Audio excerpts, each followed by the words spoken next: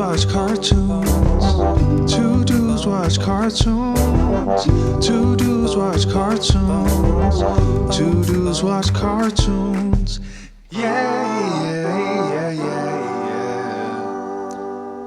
Welcome back to another episode of Two Dudes Watch Cartoons, the podcast where two dudes, that's us, watch cartoons. My name is Alex. And my name is Evan, and today we've got a really exciting one for you. I'm super jazzed to talk about this. We're covering Across the Spider-Verse, and we've got two very special guests with us, two dudes from another podcast universe, the hosts of Two Black Nerds, Jordan and Dez. How are you guys doing? Welcome to the podcast. Thank you. Really excited to be here, and can't wait to talk about this movie. Yeah, man, same. Happy to be here. Thank you for having us. Excited, man. It's been a good weekend. Mm-hmm. Yeah, we met via Stark Wars. They were doing a trivia contest. Mm-hmm. Good people. Check them out. But more importantly, go check out Two Black Nerds on Instagram. I believe, if I'm correct, it is just the number 2 Black Nerds, all one word together. They cover a lot of great stuff. So if you're into all of this, go check them out. I'm sure you're going to love them too. Des, you won that, correct? Yeah, I did, man. He did. I was lucky enough to win it. Alex, on the other hand, was wiped out round 1. Hey, I got to the tiebreaker question, and I'm considering that a win because I wasn't even sure I was going to get a single question right. Fair enough. They had some hard ones. They would show you a blurry scene and be like, "What movie is this from?" Huh? I have no idea. That's how AI feels trying to read a CAPTCHA. So we're talking about Across the Spider-Verse today. We're recording this Sunday of opening weekend. And I just want to do some quick stats that I have pulled up right now. Box office of 120 million. Domestic, I think it's like 209 million. Global. Crazy. It's the second biggest movie premiere of 2023, I believe, after Super Mario Brothers, which was huge. It's the third biggest for a Spider-Man movie, 6th biggest for an animated movie ever, and best opening for Sony Animation. So, it's already rolling in accolades. And I guess maybe let's start with what are the impressions we have of the 2018 Into the Spider-Verse? Have you guys watched it recently at all? Yeah, for sure. I mean, that's definitely a practice I try to do, is to rewatch something before the new one comes out. And so I've seen that movie a lot, but, watched it, I think 2 nights before Across the Spider-Verse came out, just to, of course, refresh the memory. And it still holds up, even though it's been 5 years. It's still a great movie. And as I was watching it, I was just like, okay, this is a pretty spectacular film. I don't know how they're gonna match the quality of this one. And so I think once we get into the conversation, we could talk all about that. But they certainly plussed it in every way imaginable. But it was great to revisit that movie, to just like sort of reorient that world, that style, and just everything that made it so special. Yeah, I'm pretty much the same way. I always gotta check out the rewatch, before going into the movies. Again, another movie I've seen so many times, and Into the Spider-Verse for a while. As Jordan said, 5 years now. It's crazy. I can't even believe it's 5 years ago. Doesn't feel like it. It does not feel like it at all. But it definitely has been one of my not only favorite Spider-Man or superhero movies, but it definitely is one of my favorite movies that even exists in the world. And so same sentiment. I was like, there's no way that this is going to be, they're going to upstage this amazing film of Into the Spider-Verse. But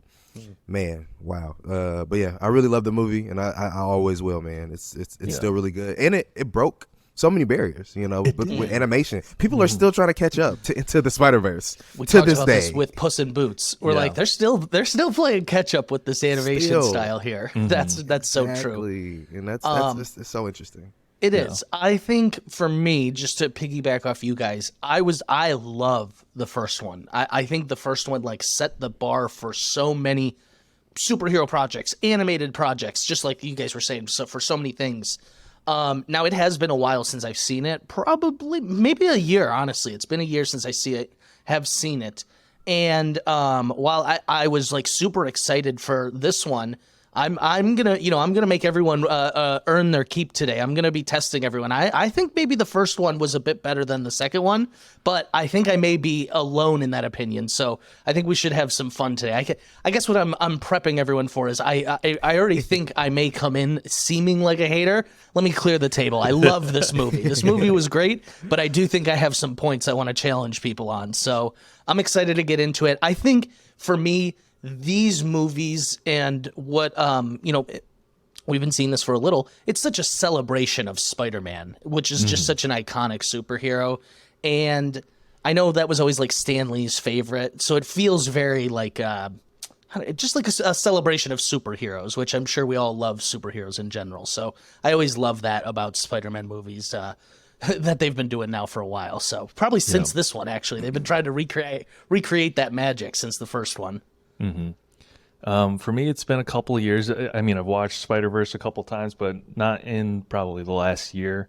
One of my favorite superhero movies of all time, but it's one of those ones, I think it's like just the barrage of superhero projects that I like forget that it happened, because it was like, I mean, I don't forget that it happened, but it was 5 years ago, so it's been a while, and it doesn't come up in my recollection of like when I'm talking about superhero movies, but it was so groundbreaking. It was like a quantum leap that all the other studios are trying to catch up to now. And the thing that blew me away with Across the Spider-Verse is it is that same quantum leap, but it starts from Into the Spider-Verse, like uses that as its jumping off point to continue innovating and groundbreaking, and probably it's going to be the one that everyone is racing to catch up to now when they're still lagging behind their first breakthrough. But yeah, Alex is our local skeptic. I was honestly taken aback. I think this is what happened to me. I think Evan maybe set the bar too high for me going in. This happens sometimes. He got me so hyped, and I just was like, oh, okay. Like, to me, this felt like all of the things we loved about the first one. End of sentence. Like, I didn't feel like they brought a ton more to it. So maybe that makes me a hater, but I'm excited to talk about it. I want you guys to convince me. There's been plenty of times we've been on here where at the end of it, I'm like, you know what? I love it now. So challenge accepted. Yeah, Challenge accepted. Because here's my first thing, and I think it is a byproduct of something they created. Why all these projects are like, man, you like Spider-Man?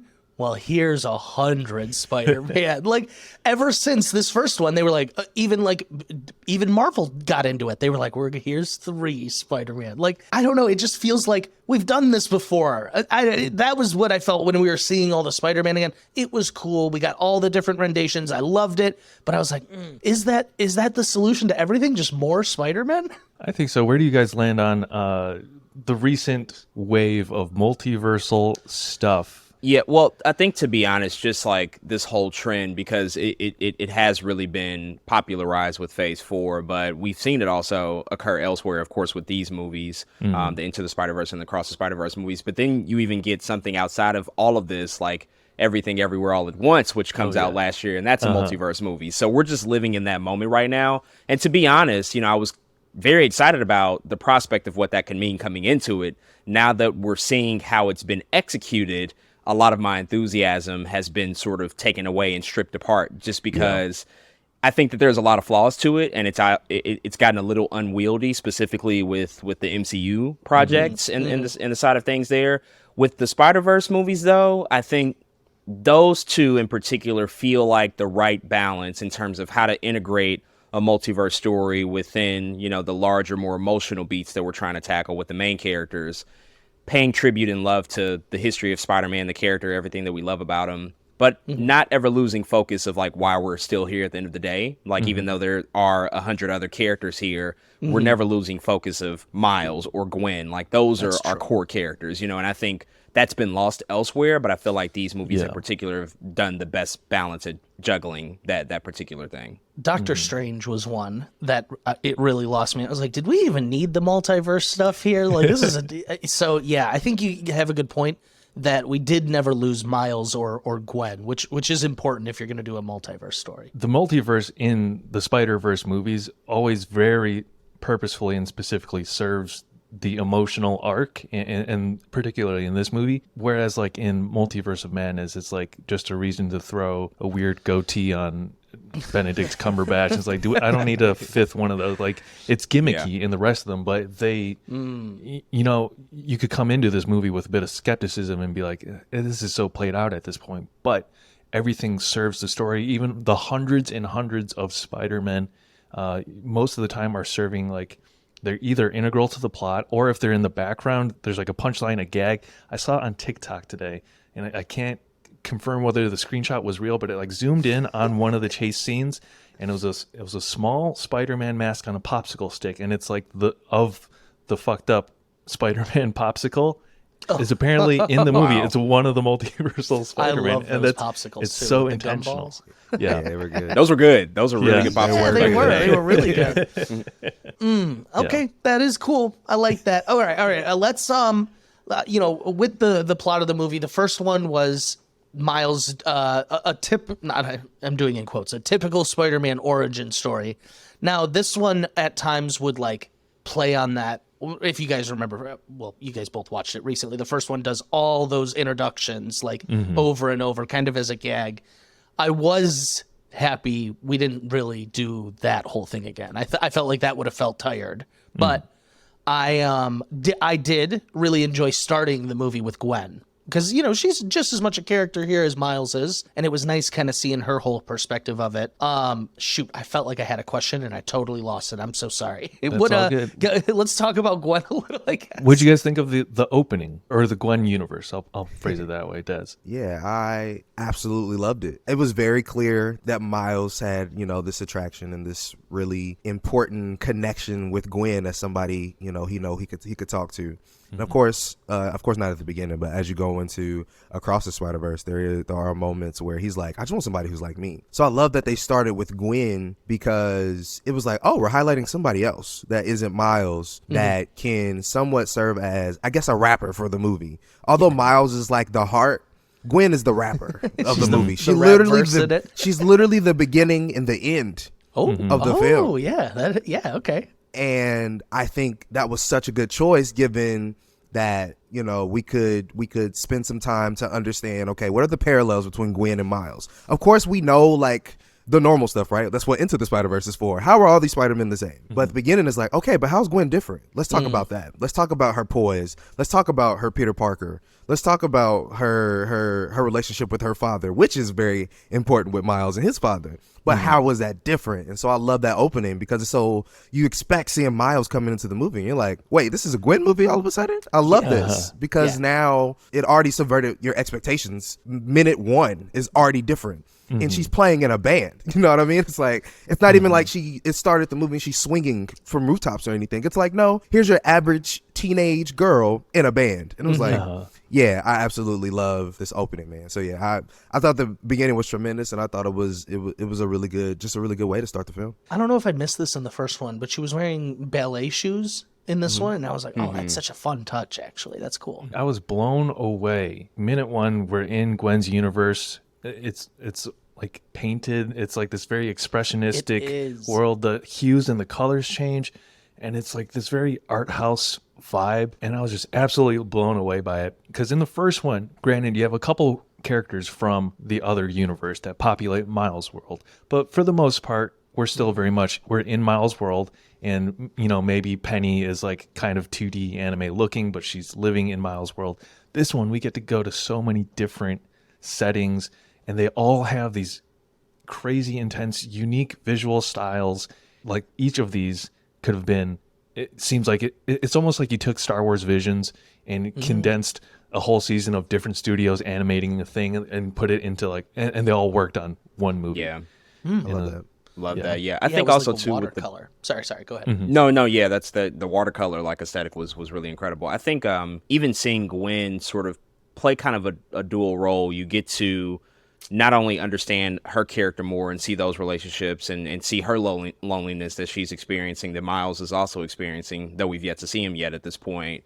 She's also recapping all the events of the first movie, which I thought was a really nice touch, because if you've watched that movie over and over, like, yeah, you might remember all of those things, but I think it's just like a quick way to catch up with where we are now with the characters and just like everything that's happened to them, and also the fact that it hasn't been that long since the first one. It's only been like 16 months, which we find out from Miles a little bit later, and so they've experienced these really intense feelings of missing each other in a relatively short amount of time. But I think it makes a ton of sense just considering that they had this life-altering, sort of experience with each other just previously in the other film coming into this. And so it was a really emotional way, I think, also to kick off just everything with this movie. And they're like 14, 15. It's like a camp friend. You have like a really intense experience with a friend at camp, and then you just like never see them again. And it's like, it's pretty traumatic. Yeah. I did like that. And they can't text. Like they're in different universes. I like that Miles in this movie is like, he's grown, he's had a growth spurt. He's a little bit, like the character design itself is a little taller. Doesn't look like it was 16 months for him. He looked like a man in this one. He was Spider-Boy before, and now he's Spider-Man. Quick note, I saw on Twitter today, Jack McQuaid, who's in The Boys, voices Gwen's Peter, which I thought, I knew it sounded familiar. Yeah. That little cool to punk. see him. Yeah. Huey from The Boys. I did like how her Peter ended up being like a villain, and she accidentally killed him. And then, her dad, when she takes off the mask, she's like, "It's me, Dad, it's me." And he was like, "Put your hands up." I was like, oh, that's heart-wrenching. He still is like, gonna take you in? Ooh. Crazy moment. Yeah. I wasn't expecting that. I really wasn't. Alex, you had said that Into the Spider-Verse was very much like the typical quote-unquote Spider-Man movie, and I agree. It hits some of those beats, the canon. Yeah, I think it's like a play on the quote-unquote typical Spider-Man. And this one for me is very much a Spider-Man 2. It's about Spider-Man seemingly riding high, seemingly has it all, but what's eating away at him is juggling the secret identity, and we get that with Gwen in the beginning with her father, and then we get that's sort of like the beginning of Miles's emotional arc through the.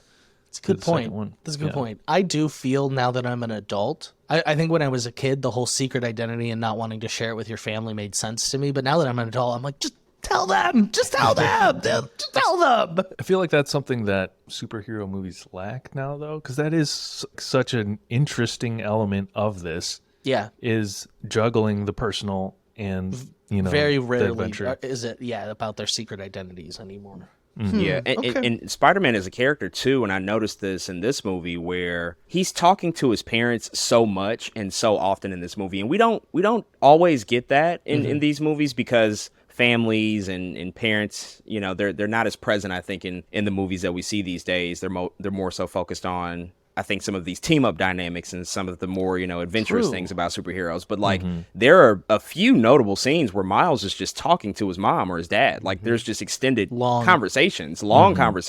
How often do we see that anymore? And I think, once you compound that with the fact that like he's also holding back this huge secret, and he doesn't know how to tell them, and he's juggling the expectations of like what they want out of his life and his future, like that all connects that emotional, sort of tissue, I think, between those characters, and why we ultimately become so invested in Spider-Man as a character, and we see that translate into the Miles interpretation. I think you're onto something. I thought it was really funny and relatable when he was like, "Yeah, I want to go to Princeton in New Jersey," and his mom's like, "That's way too far away." He's like, "In New Jersey? That's too far?" I was like, "Oh, that's literally my mom." She was like, "Well, that's like a little far." I was like, 2 hours is not that far, Mom."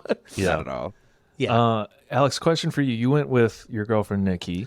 I was going to say, she had not seen the first. She has not seen the first one. And so Gwen's catch-up recap enough? Yes, there was just the right amount of recap in the beginning that was perfect for her. Because, me, I was like, okay, he became Spider-Man. There was a bunch of different Spider-Man. His uncle Twist was evil. And I was like, that's all you need to know. And she was like, okay, I think I got it. But Gwen really, filled in the rest of those gaps for me. So that was pretty good. So I loved that. And she loved it too. She's a big Spider-Man fan. She's not a superhero genre fan, but she loves Spider-Man in particular. But so she like I said, she hadn't seen the first one, so she wasn't ready or expecting like the art of it all, and she was just like, oh my god, this is amazing. So after Gwen's scene, she gets introduced to Spider-Man 2099, That's how she gets rescued from Yeah, getting what's the- shot by her dad. Is that was that? He what was going to happened? arrest her. I don't think he Okay. would ever shoot her, but he was going to arrest. He didn't shoot in the air though when she was passed, and that startled me a little. And he started to raise his gun as well when she was, He sort did. of backing up. I And was I'm gonna be getting honest, really, I don't really trust nervous. any cop, even with their own daughter. So maybe. Yeah. What did they name this horde of Spider-Men? Council of Ricks, Council of Kangs. What is you know what I mean? I think Spider Society is the name Oh, of that's of, way this, better than this Council of Spider-Man. Yeah, very That's much better. I think that represents like all the people working specifically with Miguel to Yeah. make sure that the multiverse is intact. So she meets Miguel, and then what is it? Jessica Drew. Jessica Drew. I knew it Spider-Woman. was like Junie B. Jones, kind of. Not exactly, but sure. No. Wait. There's a mystery novel that is something like that, I think. I really Nancy Drew. Thank you, Nancy Drew. Thank you. God, that was gonna drive me nuts. She was great. I absolutely loved the idea of Spider-Man with a motorcycle. That is something that tickled my fancy. I was like, oh wow, she's making the whole car go with her in the spider web here. Okay. I'm pretty familiar with Spider-Man, most of the Spider-Man lore, but more recent developments, like all these variations of Spider-Man, I don't have a huge background in the comics. Are you guys familiar with Jessica Drew or Miguel O'Hara Spider-Man 2099? Yeah, for the most part. Yeah, they're both. It's like I'd say like 6 or 7 really important Spider people. Okay. For the most part, and I say Spider Woman's definitely one of them. Scarlet Spider's definitely one of them. Really, all the main people, the Miguel O'Haras, they are all. Everyone that was like highlighted are like the most important ones. The only people that like I didn't see were like Silk. Silk is one of a big one. But yeah, for the most part, they were hitting on like the important Spider people that other people might know. Interesting. So I didn't realize. I guess I knew Spider-Man 2099 was a thing, but so you're saying most of the Spider people we saw that were important have some sort of comic book. Absolutely. Oh, that's interesting. Okay, I did not realize that. I didn't do enough homework. And so That's Miguel cool. O'Hara. I like that. Should we take one with Miles or go Miguel O'Hara? And Yeah, wow. Spider Is this Society? all happening and we haven't even seen Miles yet in the movie? Yeah. Still haven't. Still He haven't. still has not popped up. That's Yeah. pretty interesting, actually. I'm not going to lie. Yeah, he hasn't even popped up in the movie. It's a solid like 10 minutes. Evan's like, see, it's Yeah, good. it's pretty interesting. Would you admit? So yeah, she gets plucked by the Spider Society title card, and then we are dropped into Brooklyn with Miles Morales doing his Spider-Man thing. And is he mid-battle with Spot? This is where we meet Yep. Spot. Yeah, and he's got it's a classic conundrum here. I do love it. He's got like the school meeting that he needs to be going to, but he's doing Spider-Man things. So, he can't do both at the same time. I do love that. Okay, that is a very Spider-Man message. Now that we're thinking more about it, that's like very 2000s Toby. He's like, I got to save these people, but I need to go see Mary Jane at a play. Oh. Yeah, and that's what's interesting about Spider-Man as a character, and that's what we've lost so much in like all the other superhero movies. But Spot is voiced by Jason Schwartzman. I Super thought he was great. recognizable voice. I Yeah. thought he was great though. Spot was a highlight for me. Is he? I've never seen him in any cartoon comic I've seen. Is Spot new? I'm guessing no. I think it's like pulled Like from a the depths. C-list, B-list kind of villain, Spider-Man villain. But yeah, A villain of the week, if you will. Yeah. Got him, roasted him. How would you describe Spot's powers? It's like Portals?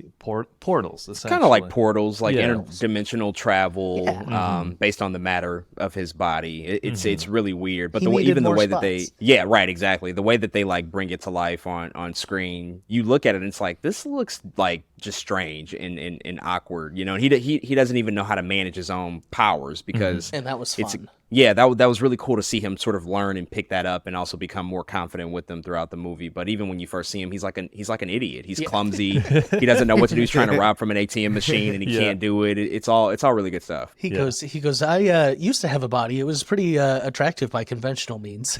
It's like, that's funny. But yeah, them kind of portaling all around while fighting was fun. Every time his hand tried to go win out somewhere else, that was cool. That was a good fight. And like I said, the whole time he's like texting his family, which is pretty classic. And then he does show up, and the only reason I want to highlight this line is I think it's important, is the snooty like school counselor was like, well, you know, you can't have your cake and eat it too. And then he busts in, he's like, unless you have 2 cakes. And then they're all like, Miles! And so the more I'm thinking about it, I do really like these 2 opening sequences. So, all right, points in the awesome category there. Yeah. So I want you guys to hear this out. Alex today texts me. He says, I know how this is going to end.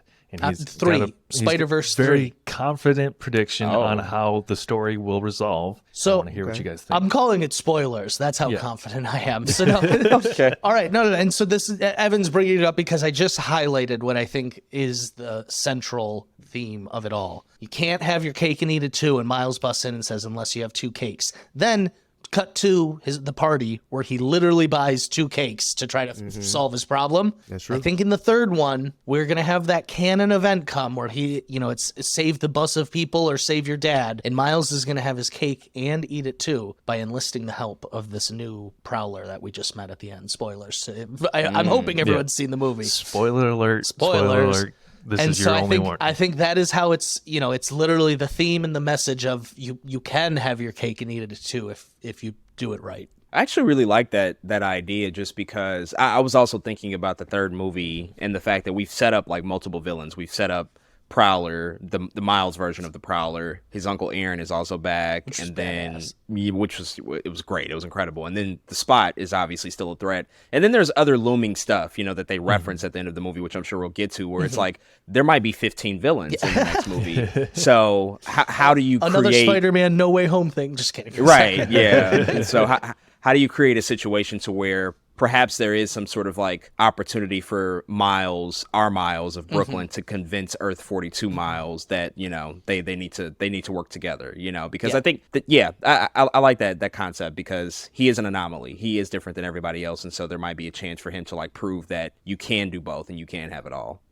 Yeah. I don't mean to jump around, but Earth 42, Prowler Miles, which is at the end, he runs into his alternate universe self that has taken up the life of crime in the mantle of the Prowler. Did you guys notice anything about his voice? I assumed it was the same voice, is it not? I made the same assumption, but it is not. Cool. He is voiced by Emmy Award-winning actor / rapper Jarrell Jerome of When They See Us. Wow. That's Jarrell Jerome. Okay, That's I was Jarrell wondering where Jerome. it was in the movie. Yeah, I seen like he's a credit and I was like, wait, where is he? That makes a lot of sense though. Shameik Moore has no Latin in him, but Jarrell Jerome does. And so when he says Miles Morales, the way he says it, I was like, that's not Shameik. But like, I just thought he just voice acted it, you know? But I it did makes too. sense. I was if like, it's oh, Jarrell he's Jerome. been growing up with just his mother. His accent sort of changed. Oh, and now not to brag about my best friend Evan here, but he did some artwork for the man here for his latest rap album. Album forthcoming. Oh, nice. Excuse me. Yes, didn't mean to speak. Yeah, But that's how fun. That's how I found out. Was like it caught me a little bit off guard in the theater. I was like, that kind of sounds like him. But no way. What are the chances? What are the chances? And then someone from his team responded to like my story of like, oh, I went to see Spider-Verse, and he's like, did you catch Jarrell Jerome? I was like, what? Well, that's so great. Wow, That's incredible, actually, That's that they made that crazy. choice. Mind blowing. I love it. Because So he I was went to, like- fan casted like crazy. Yeah, he was fan cast. There's like, I think it was around 2020 headlines of him saying like that would be a dream role because he has that Black and Latinx background. But yeah, I'm really looking Speaking forward to that. of dream casting and people who love this, I'm just gonna jump. We're jumping all the way That's around fine. here. I visibly was shook when Donald Glover's face popped up on my screen, and I was like, "Oh my god!" I was like, "He's just there, and he's an alternate version of the Prowler too." I was like, "Holy!"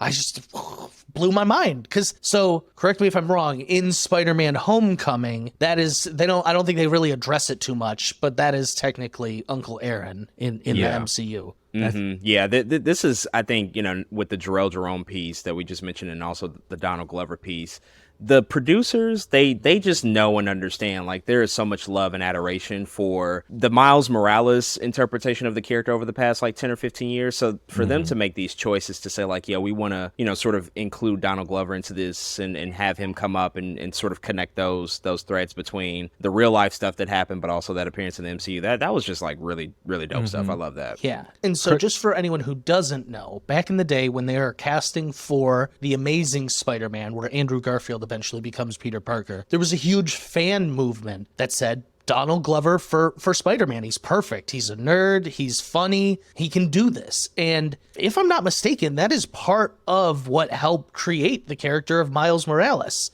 Is someone was like, you know, what I always saw, I don't know if it was like, I think I maybe saw it on TikTok or I read it, but Stan Lee had always said like one thing he really liked about Spider-Man was he was covered from like head to toe. So he could be white. He could be black. He could be anyone under that mask. And that was like always important to the Spider-Man character. And so I like that they are like actually fleshing that out now. And like we're seeing that. And so Donald Glover has a long history past on his TV show Community. They would always make hints at him potentially being Spider-Man, or I think he voiced the first animated rendition of the character. I don't know what series it was. It was like Spider-Man, Ultimate Spider-Man, or one of those that I don't know. Yeah, I think so.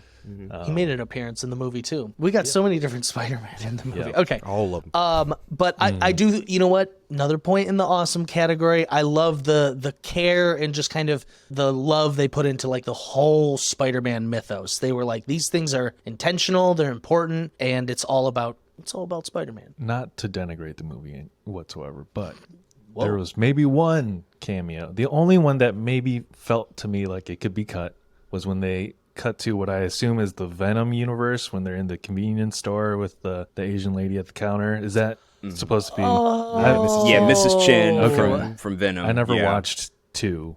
I've only seen 1 a long time ago. I recently just watched Venom 2 for the first time, actually. I can't believe I missed that. Yep. That's why she wasn't scared at all. Oh, that's okay. Man, they're working overtime to get Venom into like the MCU, though, I feel like. Yeah. I guess let's talk about the Spider Society, because this is how he gets looped back in and connected again with Gwen. There's Spider-Man 2099, Miguel O'Hara, who is the first person to make this autonomous dimension universe jump, whatever you want to call it. By the time we catch up to them in this movie, he's recruited every Spider-Man but Miles. Wait, okay, I was actually going to ask that. Do you guys think it is every Spider-Man but Miles? Pretty close. Yeah, I think it looks that way. It's pretty close. God, that's heartbreaking. Okay, I guess I didn't think about that till after the movie, because then I was like, oh, he's the anomaly. That's why he actually wasn't invited. And I go, oh my God, it literally could be every other Spider-Man besides him. I didn't catch that right away. There's that whole sequence, which is kind of weird. I didn't catch it the first time, but like Gwen is like, this is a very elite squad. There's only a select few, but I think she lied, because when he got there, he's like, his feelings. Yeah, look at all these Spider-Man, and she's like, yeah, most of these are part time, but she still hadn't revealed the truth yet about who he was. She already knew it. So we know the ending of the movie. Let's go around the room. Are you guys mad at her at all? Just a yes or a no. You upset with her? For most of the movie, yeah. I think so. But I think it serves the story. No, I think it serves the story, though. It's like... I just wanted a yes or a no. Hold on. I'm sorry. Des, yes or no? Are you upset with Spider-Gwen? That I ain't gonna lie, it's hard. Yeah, a little bit. Oh my God. Okay. A little bit. Okay, Jordan, yes or no? Yes or no? I think so. When you just take in totality every decision she made, it looks pretty bad. Okay. Shoot. But not even just her, though. Even Peter B. Parker. I'm more mad with Peter B than I am with her, because for me, Spider-Gwen, oh my God, wait, they didn't want to recruit her because she was friends with him. Okay. I didn't catch that. Okay, so I was going to say Spider-Gwen didn't really, she like needed a new home. So like if they're like, hey, you can live here as long as you want, but you can't tell Miles. Like, I'm a little more forgiving, but you guys are maybe convincing me a little. I need to put some more blame on her. I'm really mad at my boy Nick Miller, Peter B. Parker. What really hits home about this movie is that sense of betrayal. It really, like, the fact that his closest friends, these people he adores that brought him into this world, all lied to him, all purposely left him out, all are keeping this huge secret from him, just adds to that sense of betrayal. And it really ties into the themes of the conversations Miles has with his mom, of like being in spaces where you're not, quote unquote, supposed to be. Miles is not meant to be in the Spider Society. He's not meant to go to, or people actually don't think he's supposed to be at his school, or people don't see him going to Princeton or whatever the Ivy League or the better school, the colleges, and that's just like amplified by this Spider Society. Yeah, I'm not rooting for or saying that his friends are in the right at all. But I'm gonna have to preface this: if you find out one of your close friends that you just had this crazy event with, like we were saying, 16 months ago, and if you just found out that he was the quote unquote cancer of Spider Society, how do you like? Yeah, that's tough. Do you is it really like, you know what I'm saying? Like, how do you tell him? Or is it even on you to tell him? If that, is there a way you can go around it? Because it kind of seemed like also they left Miles out, not even just because he was the anomaly per se, but also because like he could potentially live in his own world and never find out about it. And so, I don't know, it's like protection in one way and not in another way. I know it's a really hard thing to juggle, but as Peter B and as Gwen, it's like, ooh, I don't know if we can tell him that. Yeah, it's really tough to be like, ooh, you know what, the reason you had such a hard time getting the ropes of this, you really weren't supposed to be Spider-Man. Sorry, it was an accident. It feels like they were just trying to sweep it under the rug and say like, well, if he never knows, then nothing can ever happen. Exactly. But they did not account for the fact that Gwen would sort of act out of turn and go visit him, which started to set off a chain of events. That's how they end up in Mumbattan. That's how he ends up disrupting the Canada event. So it kind of, and I think that's why a lot of this movie does belong to her, and it's from her perspective. That's why we started with her. But then we also see that the narrative thrust, all the events of the film are pretty much because of her. She's very responsible, rightly or wrongly, for just the course of events that take place in this film. And so I think she has to be looked at for being partially responsible, at least. Yeah. You guys have changed my view on being mad at Gwen. I'm a little more forgiving now. It's difficult. Yeah, it's hard. It's not an easy choice. Black or white. And they're young. I always like to take that into account. I was pretty dumb when I was 15, just straight up. Oh yeah. So Same. having that much. I was falling in love when they're swinging around New York and having the upside down conversation. I thought that was beautiful. I loved all of it. Also, it just took me back to how amazing and like kinetic Spider-Man movies are generally, but these ones in particular. Some of it I have like trouble tracking visually, like what's happening. It's just like, it's so quick paced, but it's all beautifully it's dynamic. That's a good word for it. So we get Brooklyn, and then maybe the next world we visit is Mumbattan, I think, right? Well, so just to move the plot along, she was there to track the Spot. Spot takes off. I was so confused when she planted that little chip. I was like, what is she up to? I should have known. I'm so upset with her now. Okay, so she's there to track the Spot. Spot gets away. Miles also, I don't know if Miles has like a time limit on his invisibility, but that's his best power. He should just be invisible anytime he's fighting. That would give you such an edge. But he invisibly kind of sneaks up and stealths on her, and he follows. And the moment where he was like, I guess I should go back to the party, I was like, no, what? That's not what. And then he jumped, and I was like, thank God. So yes, then he jumped to, where was it that they went? I'm so sorry, you just said it. Mumbattan? It's like a amalgamation of Mumbai and Manhattan. I didn't catch that. Spider-Man India, voiced by Karan Soni, who's in the Deadpool movies, who is Safety Not Guaranteed, which is a great like little indie film. But more recently voiced a character in Strange World, which was a little bit of a box office. Is he also? Is he the little boy in Phineas and Ferb, their little friend? I don't know. Is he? That. Actually, I don't want to be that guy, but it sounded just like him. Karan Soni. That's a good question. I don't know. We can edit this out if someone wants to look it up. I'm really curious. I was hoping someone would know. This is why I save these things for on air. I'm I'm not seeing it, unfortunately. No. Oh, that's so disappointing, and I'm just maybe a little racist. Yeah, Damn it's it. not him. It's not him. Damn it. Okay. Shoot. Yeah. Felt that's what I thought in the theater, but okay, whatever. Still great. He was one of my favorites. He was great. Just his sort of like can-do, go-lucky attitude. I don't know. He was really good. What was his web?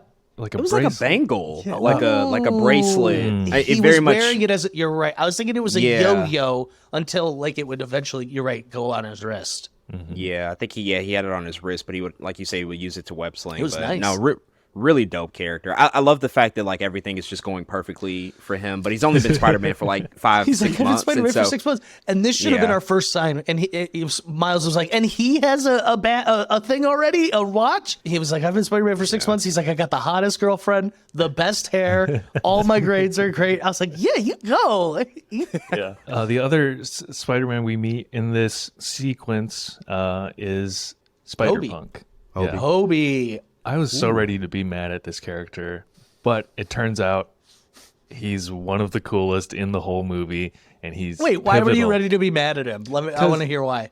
Because of Miles' jealousy. You know, he's like got this close friendship with Gwen. Yeah. Spider Gwen had a toothbrush over there. Yeah, Gwen's wait, got- Evan, like- you're saying friendship. I was like, excuse me? I think they're dating. Friendship. yeah, it's unclear. It's unclear. Wait, no.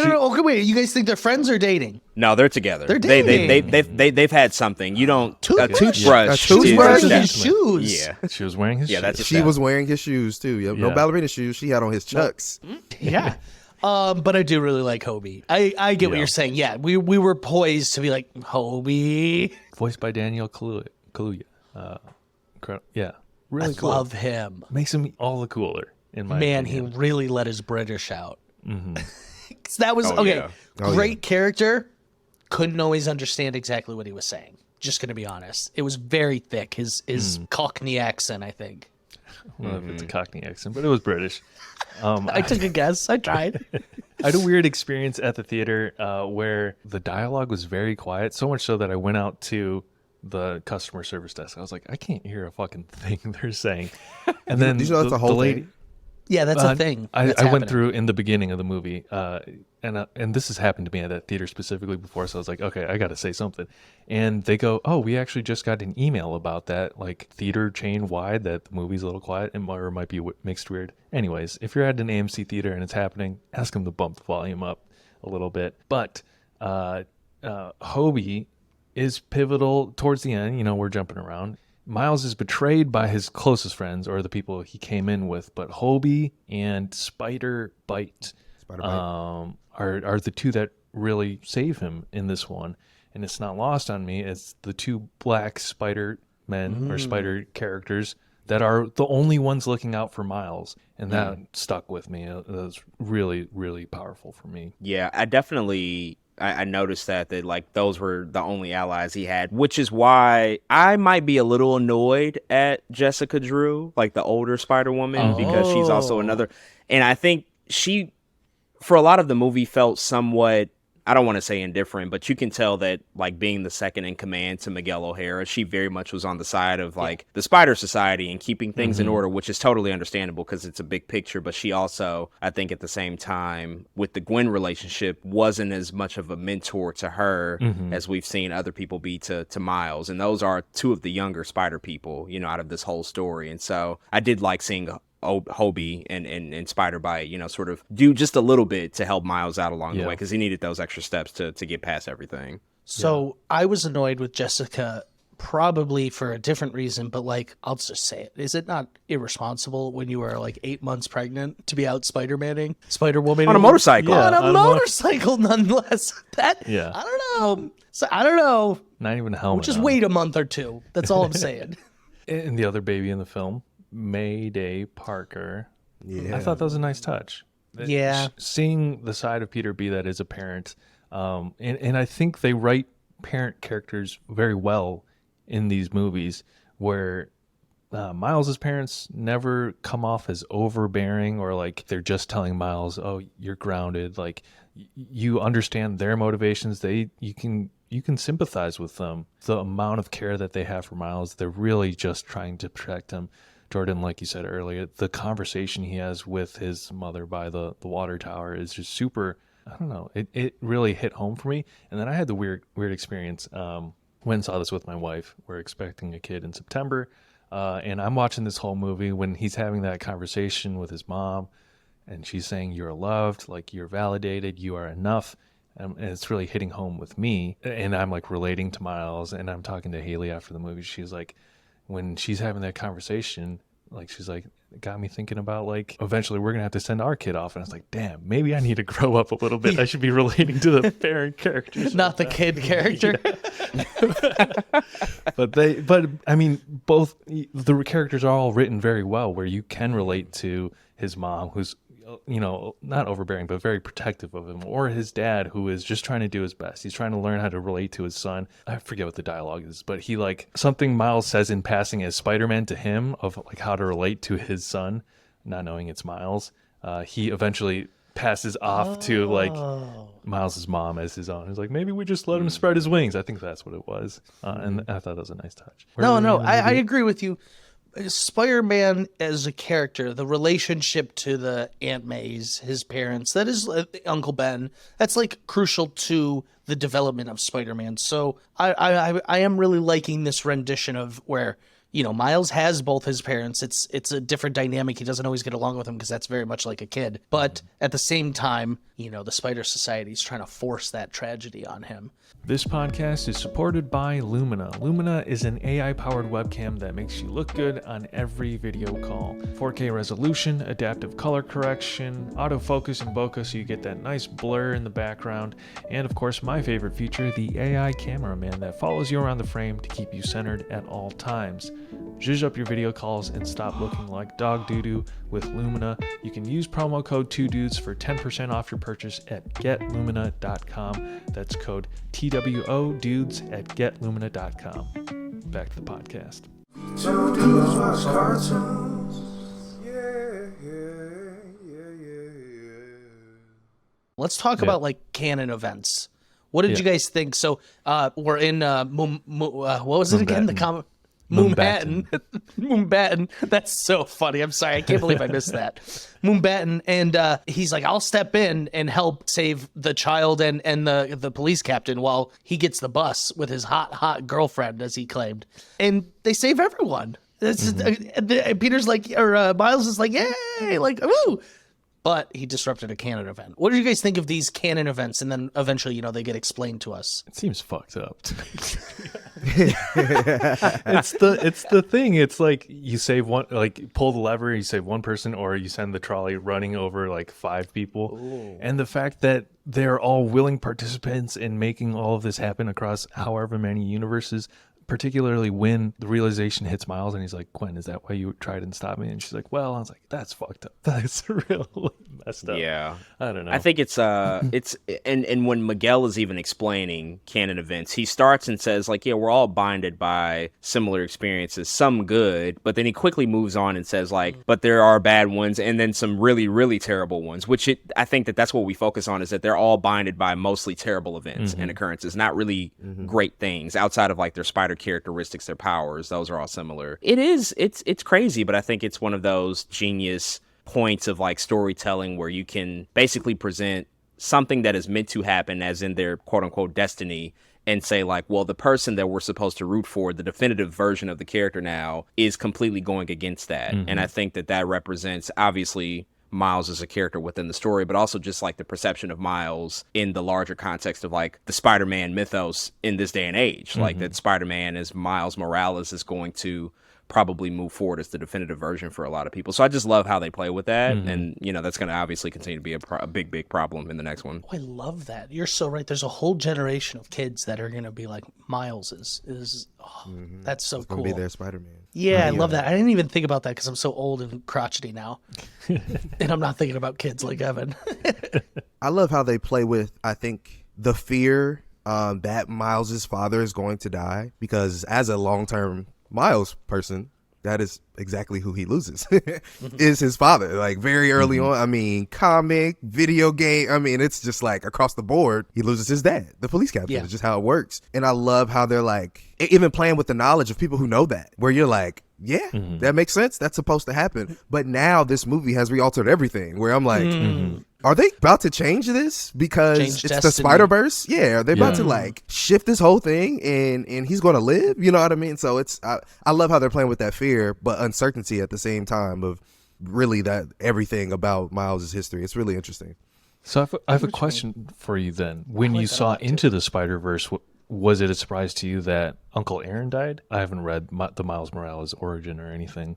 No. But did that catch you off guard? Okay. Also not a surprise because they both happen at different times, I think, depending on the story being told. Miles has like 3-4 different comics now. In fact, it's like one comic where like Uncle Aaron is like the Iron Spider, but it's a villain.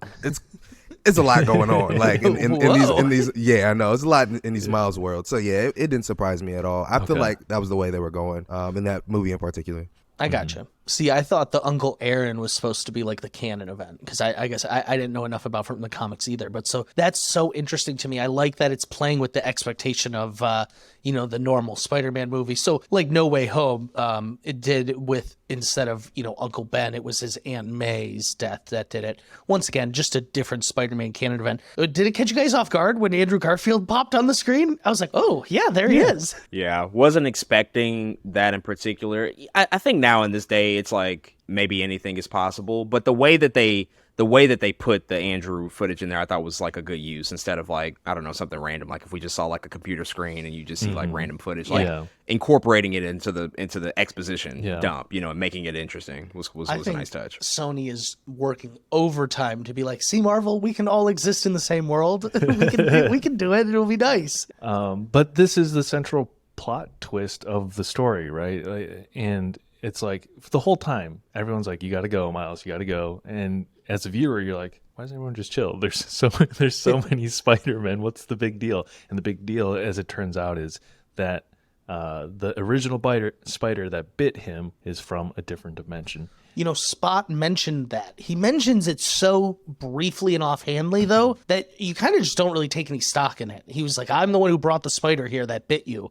And you don't really think anything of it, but it's from a totally different dimension. And so he's messing with it. It wasn't supposed to be. Because it does glitch. It does glitch in the first movie, the spider does, before it bites and him. the consequence of that spider being taken out of that universe is that universe has no Spider-Man. Yeah. That's the and that was the one he went to. So I will say, and I very much, when they were like, oh, the go back home machine, it scans your DNA and sends you home, I very much instantly was like, oh, but that spider is not from his home. So I caught that was going to happen. But I will say the way they played on it, where it looked like Gwen was listening to him, I was like, oh, they got me. Even though I thought it could happen, they got me. What'd you guys think of the chase sequence? I have to say, Spider-Man 2099, his like cyber webs, that is badass. Cool. It's great. It looks like a Darkseid's Omega beam at times where it does. Yep. Oh, so cool. So cool. Yeah. Before we dig into it, I will say one of the things that I commend about this movie is they essentially lay out the whole plot within the trailer that we've seen. We've seen up to the chase sequence on top of like the future vertical subway thing. Like we see that in the trailer, and all of it is still so exhilarating. I was on the edge of my seat for this sequence, but I'd love to hear what you guys think about Miles' escape. This is my favorite sequence of the movie, like the explanation of Miguel to Miles as to like your place in all of this, followed by the chase, the music, the build, the tension, the primary spider people like Jessica and Gwen and Hobie just like standing around. All of that stuff is just so well done, and you see sort of Miles in real time reckoning with all this information, and I think that emotional just weight that he has to now carry.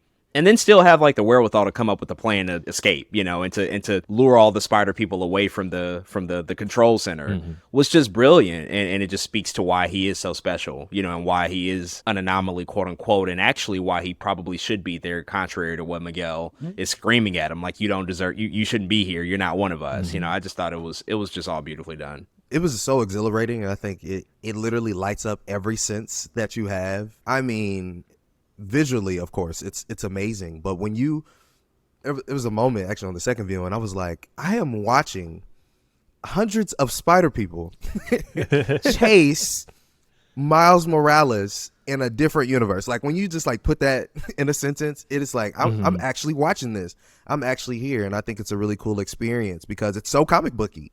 It is very comic, but it's not only comic booky. It's a comic booky thing that's being done well that we accept. You know what I mean? Yeah. Sometimes people take comic booky swings and we're like, that's kind of whack, or that's kind of cheesy, or that's kind of. But that sequence is the definition of they're handling this movie so well because it's good. It's a good, it's just a good story and a good movie. Not only that, but I love how dark it is. I love the horror beats in this movie. Like I think that's something that we need to talk about more often at some point, is how scary this movie is. Because a lot of us, as even Evan was just saying, we put ourselves in Miles' shoes a lot. Sometimes we put ourselves in Gwen's shoes or any of these Spider people's shoes. But in that moment, you're kind of in Miles' shoes and you're like, this is scary. Like, and I love how Rio told him exactly what was about to happen before it happened. It's like, all these people out here aren't for you, but we are. Only we can take care of you the way that we know how. And then literally he goes to another universe and they're not taking care of him and they're not accepting him. Yeah. But it's scary. It really is. It really does turn into just a big horror, almost slasher scene in some ways, right? When Miguel is like Jason or Mike Myers and Miles is just trying to get out of there. But yeah, I really like it. It's also one of my favorite sequences in the movie. It's just so well done. So for me, not to yuck everyone's yum, this was the point where I was like, man, are we overdoing it with too many Spider-Man and the jokes and all of it? And so this was the point where I was just like, man, they really are just trying to fit every little Spider-Man here. That being said, I thought that was a bit corny. I loved how the whole time everyone's like, you don't know where you're going. You don't have a plan. Like, you're not even from here. You don't know where you're going. Oh, just to touch on this joke, when they give him the day pass and Peter B. Parker comes in, he goes, oh, I didn't realize they made these for adults. Like, that was top tier comedy. But so he's, he's running away and he's like, they're like, you don't have a plan. And he's like, oh no. Blah, blah, blah. And he's like, yeah, but I lured you all away from the control center. And then he takes off. I was like, oh, that is brilliant, because I also was like, man, what is he doing? Like, I don't think he knows where he's going, how to get home.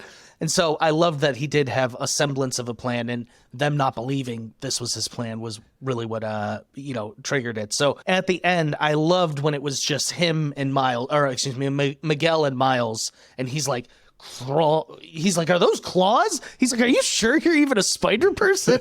And he's like climbing up there. And so I guess that's the other thing is, at one point, Miguel like almost like eats someone or like bites them. He's the like some sort of vampire, but they really don't touch on it a ton. And I guess that was one thing I was like, this is maybe my biggest gripe with the movie was the to be continued of it. I didn't know that was happening. I didn't know that was a thing.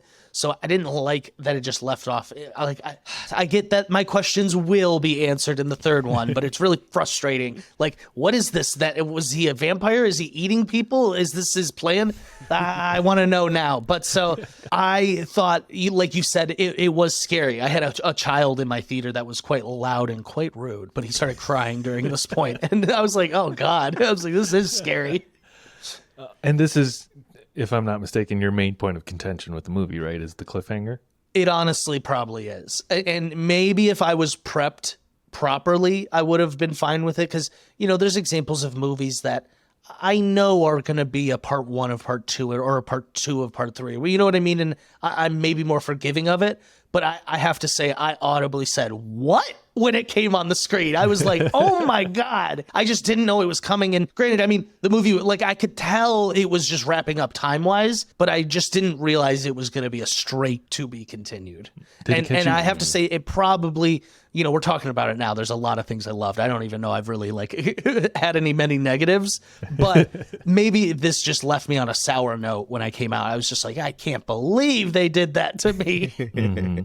Did it catch you guys off guard at all, or did you know that going in? No, knew it going in that this was meant and designed as like a part 1 or a part 2. But Alex, I think it's a fair point though to raise that, because the studio, the creators, they didn't make a big deal about this being a 2-parter. This wasn't like hugely made known. Like, if you really follow news and kept up with just the development, you might have known. But they didn't make this, and they don't call it part 1. I think that would have helped for a lot too. of people. A lot of people probably would have had a little bit more, just a little bit better of a gauge to know that this is like a 2-part story. And so that since they changed the name, I think that definitely caught some people off guard. So I think it's fair. I do find that with a lot of these like part 1, part 2s, because that's become more common over the past like decade or so.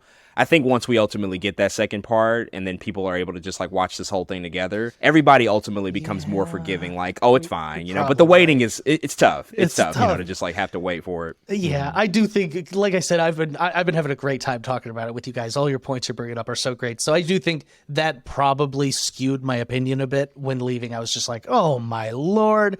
But, there's a lot of great things in this movie. So I just need to be patient, I guess. I am famously impatient. So you don't have to wait that long is the thing. It's March of 2024. So they say.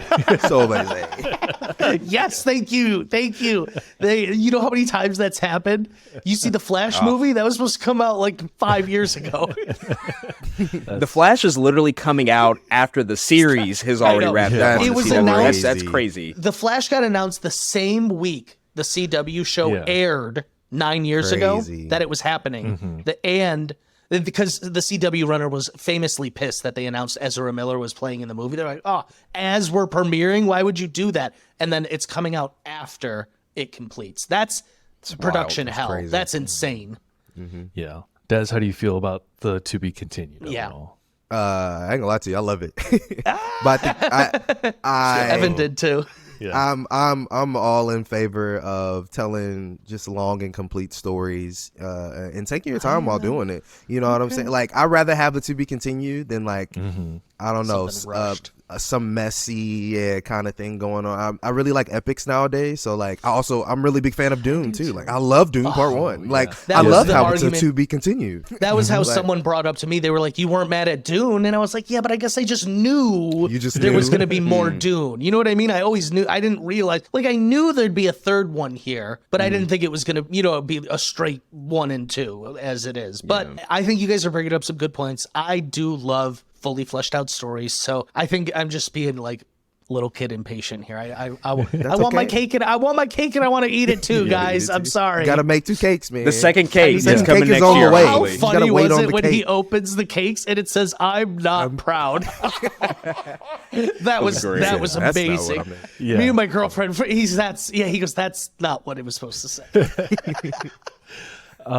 It's such an like I've said this to you, Alex. I'm not even mad about it. It happened. It caught me off guard. I didn't know that going in, but they take you on this intense crescendo, and you're on the edge of your seat for this big payoff, and they're just like, "To be continued." Like, you're gonna have to come back next week or next year, and it's like, it's such a bold, intentional choice. And If it's I truly admire less that. than a year, I'll give it some forgiveness. Because butts are gonna be Stays on track. Butts are gonna be on those seats now. It's genius. I think it's genius. That's people so gotta true. come back. They're like, you Yeah. gotta see the end of that.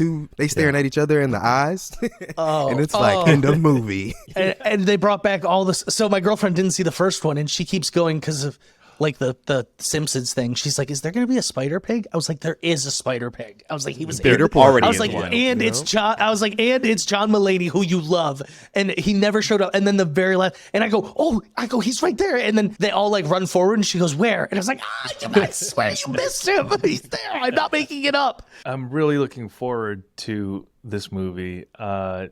I don't know. Do we want to pull up some Letterboxd reviews, or how about this? I got a question before we move on to anything. Who of not like Miles Irvine or Peter B. Parker, who was like your favorite Spider-Man outside of like the main cast, if that makes sense? In this movie in particular, I think. Yes. Yeah, I think for me it was probably Hobie Brown, just because it was just such an unexpected. Like, Spider-Punk comes from the comics and sort of like kind of knew what to expect, but I think Daniel Kaluuya specifically, what he brought to just like the character was just like, it was brilliant. I just love his animation was great. And when he holds Peter's daughter and he was like, "She's pooping on capitalism. I love it." Or like, he was so funny to me. And then when he takes off when they're all like, "Get him." Yeah. He's like, "I ain't part of this." And and then he very crucially leaves Gwen his watch in her universe. So yeah, I do. He was probably the standout of them for me. What about you, Des? Yeah, I'm pretty much in the same boat because I feel like a revolutionary myself half the time. But I was like, this dude is really against all the systems. And at first you think it's just all talk. But then he tells Miles use his hand to get out the thing. He says, I quit. I mean, I just didn't expect him to be so radical in the movie itself, even though because he's in a society of spider, which goes against like being radical and against the system. But he does stick by his principles. So I did really enjoy that. Hobie would probably be my favorite. I will say, if Miss Drew had not turned out to be like actually evil, she would have been my favorite. There's something about like motorcycle Spider-Man that really like I said, tickled my, I was just like, oh, that's pretty sick. Like, I don't know what it is. Her webs come from her fingers too, like her fingertips. Oh, yes. I really when she did like 5 at the same time. I was like, that's sick too. Yeah. And she's also, I think, the only one that doesn't wear a mask, which is like those glasses. Kind of those big kind of glasses, an unsaid thing. But I'm a glasses guy. I'd glasses. probably have to do that if I was a superhero. I've thought about this. Continuing your vehicular theme, Alex, one of my favorite Spider-Man was Peter Parked Car. Oh, laughed out loud. You love a good bit. That was great. They're like, that was very funny to me. Yeah. Look like RC from Toy Story. Yeah. Personally, I would say my favorite like new Spider-Man that we got is the Scarlet Spider, which is from like the 90s comics. Yeah, that was good too. Voiced by Andy Samberg. I didn't quite catch it, but I heard it, and he's one for some. Anytime he's in something, I'm like, I know it's you, Andy Samberg. yeah. He was great. Oh, and you know what we didn't touch on? I'll say this is my favorite Spider-Man just so we can talk about it. The little Lego scene, because it looked like it was going to be just a flash of them going through, him going, and then he like, we got an anomaly, sir. And I was like, oh, this is great. Like, this is so funny to me. I love that they like continued it even just like for 10 more seconds than they could have. Okay, so Alex, you made your prediction for what happens in the next one. What would you guys like to see out of Beyond the Spider-Verse? I want 4 cakes. Go on, sorry. Anything in particular? All the cakes. I think for me, because this idea, and we've already sort of touched on it, this idea of being an anomaly and sort of going against the expectations of what it means to be Spider-Man, I think they're going to play with that a lot. And to what Des was mentioning earlier, I have a strong feeling that they're not going to kill his father, even though that's what we know out of his story, and that's the canon event, quote unquote. Though. I think they're going to go a different route and sort of subvert expectations that way to just show that, hey, yeah, Spider-Man, like for 60 years, has always been about sacrificing and not being able to have everything and not being able to save everyone. Peter Porker told him that in the first movie, like, you can't save everybody, Miles. But I think that we're going to see by the end of this that Miles being the one definitive version out of everybody, the one sort of prime Spider-Man that we're having a relationship with now, he's going to figure out a way to do so. Yeah. And I think that that's going to be the big resolution. I think it's interesting because it kind of like happened to Gwen first, but on accident, right? Where she has a realization that like, my dad just quit. He's not captain anymore. So he's probably not going to die. So I love how like that's an accident. And that's when she goes, oh shoot, my gut was kind of right. Miles is probably right about this whole thing, and that we could probably save his dad. That. Yeah, that's that's good too. That's what changed her motivation. That's what changed everything when she was like, "Oh shoot, my dad quit. He's not." Yeah. You're so right. Oh, that's good. That's good. Okay.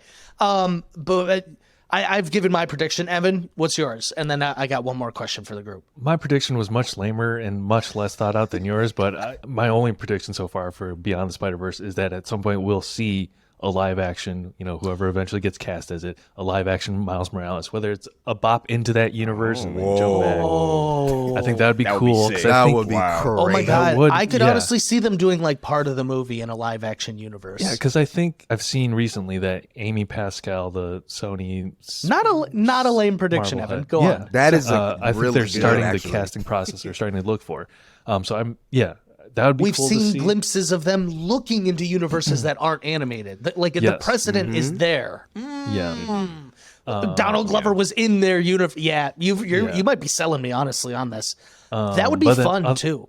Other than that, I would love to see. I don't know the like his designation in the universe, but there was like an old Japanese live action Spider-Man mecha show. Like he has like bracelets. It's like a Power Rangers type vibe. Yeah, I think he's shown up in the comics in like the Spider-Verse. I'd love to see. Yeah. That's another prediction I actually have. Now this one is a hot take probably, but I think there's going to be more Spider-Man. Oh yeah. No way. Just kidding. Yeah.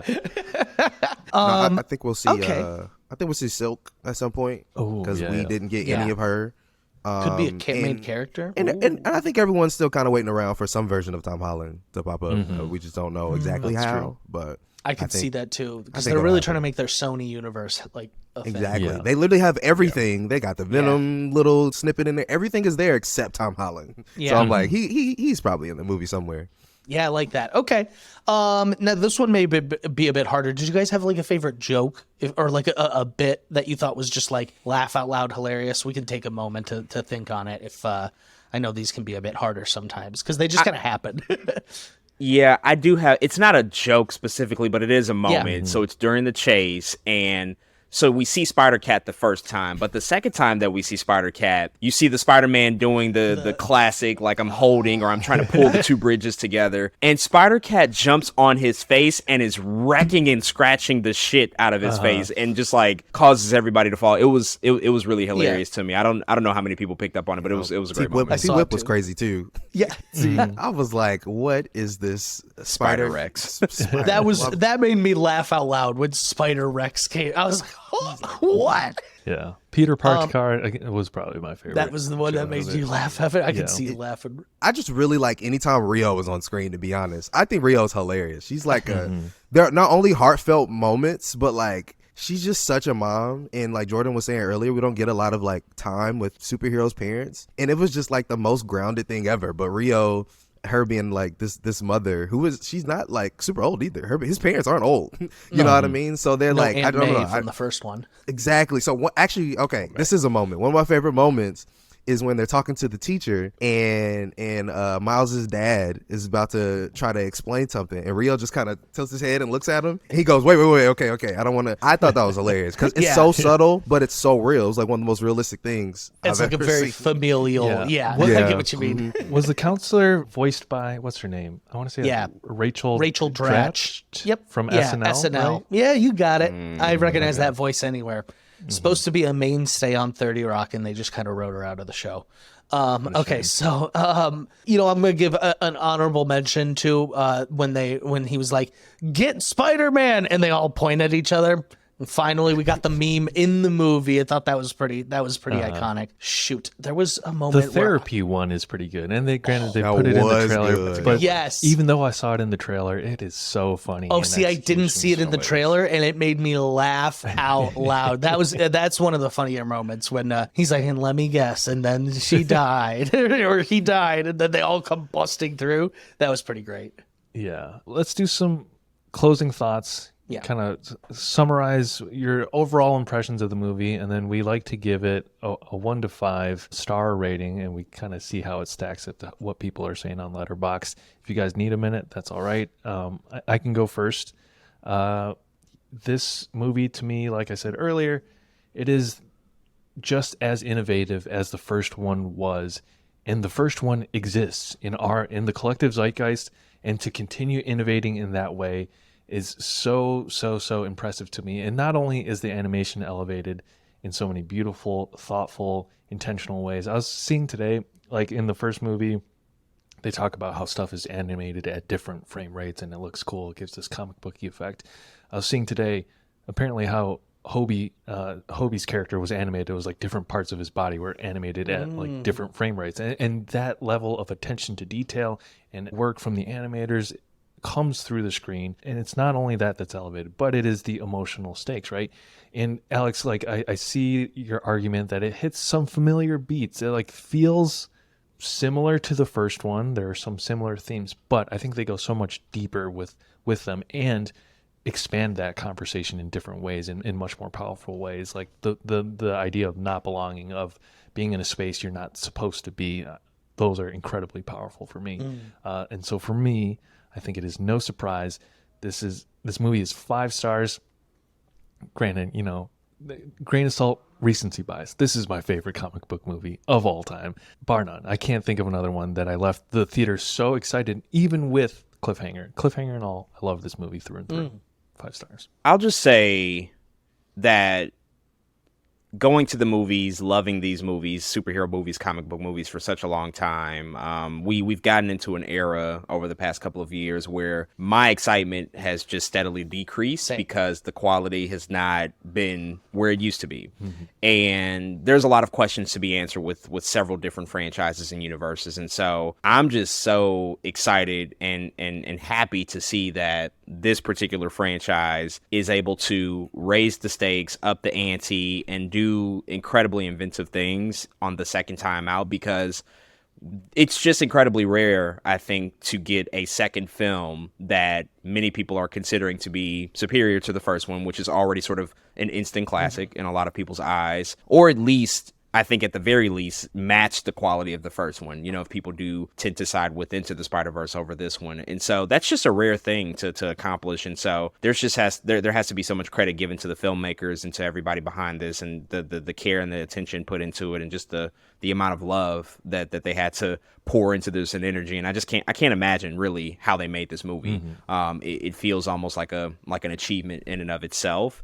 And for me, it's definitely 5 stars. It is one of the greatest comic book movies. It's one of the best sequels that I think we've ever gotten, which is very rare for something of this particular genre to do and still be original and inventive. And it also just, sort of set up perfectly the next one, so I think we're working with a trilogy that's going to kind of stand on its own and be looked back on as like a very special event if they can make that third one be as special as these other two have been. So I absolutely loved it. I can't wait to keep watching it in the future. I think if you would have told me like 10 years ago that Miles Morales would be as big as he is now, I would call you a liar. Because I just remember the day like the first comic came out. I was like, this is great. And it's even interesting when you first came out too, how like there's so much commentary even within that first comic where Miles was trying to find his way as Spider-Man. I remember he tried to wear the original costume and everyone's like, Peter just died, or the original Spider-Man just died. This is bad taste. Why are you wearing this? Kind of type thing. And now we have this entire different narrative in 2023 where he really is his own Spider person. He really is his own Spider-Man with his own identity. And we talked about how he's going to have kids of this generation knowing him by his first and last name as Miles Morales, as their Spider-Man. And I think that's an impressive thing. And I think coming into this movie, I was just looking to, continue the narrative of that, continuing to cement, his legacy as people's Spider-Man of this generation. I think they not only accomplished that, but I think they exceeded expectations in all ways. This movie has the soundtrack. This movie has the animation. This movie it really has it all, checking all boxes across the board. Not only that, but I think excelling at almost everyone in some form or fashion. And I think for that, I have to, for me personally, say this is one of not only the best Spider-Man movies, superhero movies, but it's probably one of my favorite movies that I've ever seen, like ever in my life, because I was that excited leaving the theater to just go and watch it again. I was that excited to be like, man, I can't wait till this thing comes out on Blu-ray. I was that excited to share with other people how good this movie was. And I think that's also an important part of this film, is how we share the story of Spider-Man, this particular story of Spider-Man, in other mediums, because the story is different from Tobey. It is different from Andrew. It is different from Tom Holland. And so I love how they've been able to cement that and turn it into something else. Well, particularly with these Into the Spider-Verse film. So also not a big surprise, but definitely a 5. I'd give it a 6 star if it was possible. But man, I really enjoy and love this movie. Wow. You know what is crazy to me? This is going to be our 4th Spider-Man trilogy in our lifetime. Or I guess not trilogy. The Amazing Spider-Man didn't get there, but I guess series as a whole. So that is crazy. And I think you guys have some great testament as to we should be so sick and tired of Spider-Man, but yet we're still like, yes, to Miles Morales. Very much a testament to it. So my closing thoughts. I think when I came out of the movie, I'm comparing it probably to the most recent superhero movie I've seen, which was Guardians of the Galaxy 3. Now, I really love that movie. It actually made me cry. And so for me, when I was talking with Evan, I was like, you like this more than Guardians of the Galaxy 3? And he was like, yes. And I was like, wow, that's a surprise to me. What I think I have, and I want to share in my closing thoughts, what I've really come to, I don't want to say accept, but like come to terms with is like, I got to wait for this third one. You know what I mean? To fully form my opinion on it. because I won't lie, the to be continued left a sour taste in my mouth. But talking about it here with you gentlemen today has been a lot of fun, and I've connected a lot of things I didn't really put together, and I want to watch it again. Like, I'm really excited to watch it again. And I think what I told Evan and what I did on our Guardians of the Galaxy podcast, after I watched the third Guardians of the Galaxy, I ended up going back and watching 1 and 2, and it put so much more context to specifically the second movie, which I famously was like, it was all right. It wasn't the first one. Now it made me realize why it felt like incomplete, I guess, quote unquote, is because it was the bridge movie. It's the second one. I think you guys have some great points that for a sequel is just as good, if not better, than the first one, which is hard enough to do. And it has really set us up and really primed us for a third one. So it actually could, in the long run, be maybe one of the best middle movies of like a sequel of all time. You know, there's The Dark Knight, so I don't want to get carried away. But there, I after talking with you guys, I think I have come to appreciate what this movie actually is probably, you know, in the block of the trilogy where it's actually supposed to be, and what it actually is setting up for this third movie has me very excited. So I do think I have come around on it a little bit, and just so I'm not being a hater here, I'll give it the 5 stars so we can do the ding, ding, ding, ding. You got 20 stars across the board.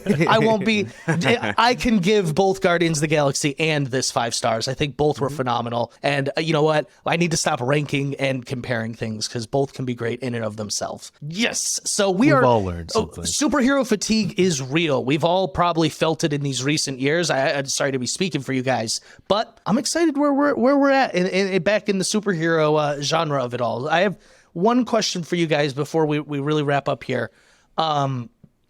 What is, so I guess it's kind of different because it's like Sony Marvel as a whole. Like, what is your guys' most anticipated project that's coming up with Marvel here? You have anything you're like really excited for? Or I know they announced like 20 things at once, but anything that, you know, is really coming up that you're excited for? Or DC, actually. Well, I guess. Yeah, I mean, it doesn't need to be Marvel. Any superhero projects at all. Let's remove the restraints. Sure. Removing Beyond the Spider-Verse. Yeah. Like for the sake Let's of take the third one off. You know, yeah. I would throw in, and I'll just say I'm a little nervous now, just because like of what's happening in the conversation with, you know, the writer's strike and everything. It was Deadpool 3. Yeah. Very much looking forward to Deadpool 3, but they are filming right now, literally during a writer's strike, which that creates several restrictions and things that they can't do anymore. But I am still super excited about that, and there's been like some reports about what the story might be and who might be a part of the cast. And like, it's been a long time since we got in Deadpool 2. Like, that's also been 5 years. It'll be, you know, maybe 6, closer to 7 years by the time it actually comes out. And of course, like Hugh Jackman I'm a big coming back as Wolverine. Big X-Men fan, so I love that. Yeah. So I think that there's a lot of creative stuff that they can do there. And I'm just like really looking forward to the comedy of it all, and just the different tone and what that can do to shake up the MCU. Because I think that they need that type of style and flavor at this point. Yeah. Good point. Des, what about you? Yeah, I guess to make the conversation a little different, I love Deadpool too. I was pretty excited for Deadpool, especially the X-Men. X-Men is like my favorite comic, so X-Men of it all will always excite me. But I also really love Blade. I talk about Blade all the time, and not only is it Blade, it is one of my favorite actors in Mahershala Ali. And I'm just I don't know how it's going to turn out. You know, we have new director, new writer, we have new everything with that movie, but the character is just so cool to me, and I will always be excited for Blade anything. So I'm gonna go with Blade. Yeah. Man. That's a great pick. I'm so glad you said that, because if no one said that, that was probably going to be mine. But Evan, what about you? And then I'll go. That's tough. Honestly, I don't care to see much more of the Marvel characters that we've gotten. What I want to see is the Fantastic Four. They've been dancing around this bush for like 15 years. Just give it to us, especially if it's Adam Driver. I would personally love that, because I love that man. I would love to see him in the MCU. Just like, stop teasing it. You're running like...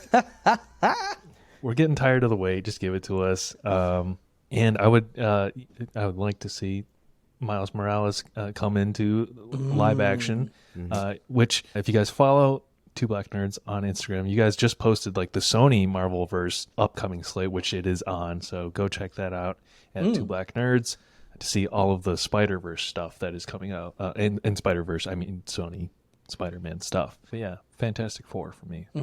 You guys took the two I think I was going to say. Actually, probably the three I would have said. Blade was probably Blade and Fantastic Four. Fantastic Four for me, it goes back to like X-Men, Spider-Man, like those got me into, the year 2000, like when those movies are coming out, that's like me being like, oh my God, I love superheroes for really the first time in my life. So I love the Fantastic Four also. Yeah. This has been a lot of fun. I really enjoyed talking with you guys. Thank you for coming here. Oh, I was reading these Letterboxd reviews, Evan, and honestly, none of them are too like interesting or funny. They are all just like glowing reviews.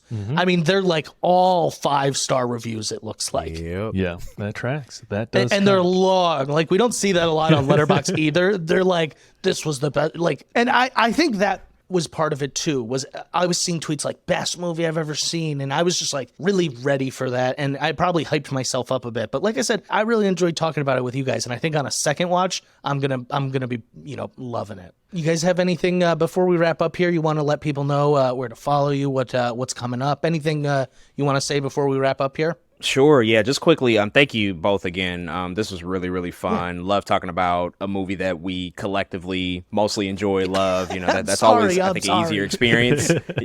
I'm joking. I think it's much easier, to talk about something that's like really, really good as opposed to something that's, maybe not so good. So this was great. Yeah. But definitely follow us.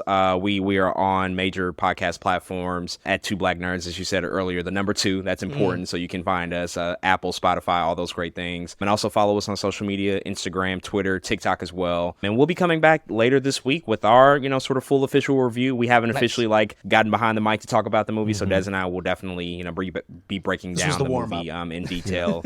Yeah. So no, and this was good to get the wheels turning. So we'll be dropping that episode later this week, and obviously coming back to talk about all the other, sort of stuff that's in the zeitgeist. So really excited about it, and look out for Two Black Nerds. Yeah. Awesome. Some people can't see right now. Me and Jordan are like low-key twinning. We have I saw our that. different merches merch. on. This is actually Jordan as Miles, if you can see it. It's actually Jordan. That's really awesome. dope. We're on YouTube now. We have these visual gags that we're teasing our podcast listeners. We're like, oh, you gotta go check it out on YouTube. Their shirts. I noticed that as soon as you guys came on, I was almost like, was that intentional? That's so funny. We and Evan do the same thing unintentionally all the time. But yeah, catch our merch out, twoblacknerds.com. Very easy. Yeah. Great. Well, thank you guys so much for coming here. This was a blast, like I said. Yeah. Evan, sorry, go ahead. Thank you. Yes, thank you guys for coming on. If you guys want more organized, more coherent, more in-depth reviews of these nerd properties that we all love, go listen to Two Black Nerds. But it's been so fun having you guys on. Thank you for joining us. All right, for more Two Dudes, please check out our other episodes on Apple, Spotify, and also on YouTube. You can follow us at Two Dudes Watch Cartoons on Instagram and TikTok. And if you like this episode, please leave a rate, review, a like, share it with a friend who also enjoyed the movie. And as always, thanks for joining us. Two dudes watch cartoons.